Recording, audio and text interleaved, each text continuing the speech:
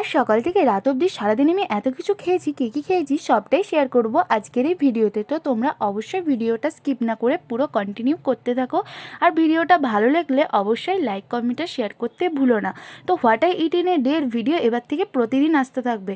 তো তোমরা যারা এখনও আমার চ্যানেলটাকে সাবস্ক্রাইব করোনি তারা অবশ্যই কিন্তু সাবস্ক্রাইব করে দেবে। তো সকাল সকাল ঘুম থেকে উঠে এই ভ্যাপসা গরমে আমি চা না হলে কিন্তু জমেই না। তো যাই হোক, চা করে আমি একটু খেয়ে নিলাম। তারপর বাইরে যাওয়ার ছিল, তার জন্য মা বানিয়ে দিয়েছিল, এখানে দেখতে পাচ্ছ রুটি আর তার সাথে আলু ভাজা। মা বিভিন্ন দিন বিভিন্ন রকম তরকারি বানিয়ে দেয়।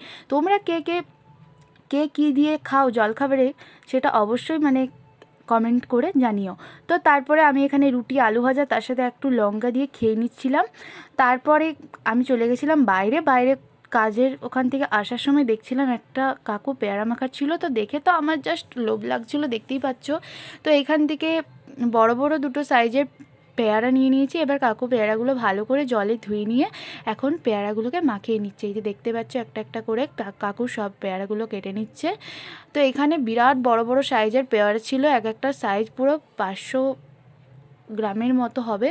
তো যাই হোক, তারপরে এখানে পেয়ারার ওপর দিয়ে দিল কাকু লঙ্কার আচার, তার সাথে বিট নুন আর কাসুন্দি দিয়ে একটু লেবু চিপে দেখতে পাচ্ছ কত সুন্দরভাবে মাখিয়ে নিল, একদম ঝাল ঝাল টক পেয়ারা মাখা। তোমরা কে কে পেয়ারা মাখা খেতে পছন্দ করে অবশ্যই জানিও। তো যাই হোক, আমি এটা প্যাকিং করে নিয়েছিলাম কারণ আমি এখানে খাওয়ার একদমই সময় ছিল না। তো তারপরে আমি বাড়ি চলে আসি পেয়ারা মাখাটা, এই যে দেখো বাড়ি থেকে এসে আমি পেয়ারা মাখাটা খেয়ে নিচ্ছি।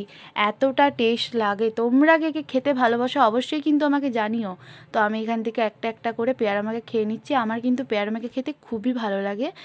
তো যাই হোক, তারপরে পেয়ারা মাখা খাওয়ার পর আমার পেট একদমই ভরে গেছিলো, তাই আমি দুপুরে খাবার আর কিছু খাইনি।